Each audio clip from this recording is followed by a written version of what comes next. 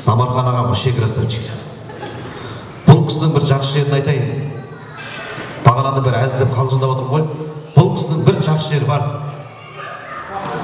Қанша істер құспайды.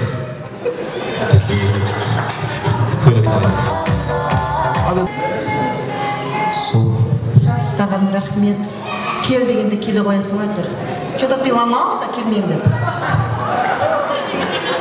Мен гонорарымды төлей алмады ғой. Негізше, бүгін осы тойға ше, Асхат пен Жұлдыздың бүткіл программаны өзі алған жақсы болды дегенше. Ал сіз алатын болсаңыз білесіз не болады тойда? Тамада, музыка, екі биші қыз, бір шашлық істейтін адам, бір фотограф жүр. Бесеуімен жүретін биттеп ше. Қазір қандай керемет той болып жатыр. Қол соқпайыңыздар, құрметті қонақтар, той құтты болсын.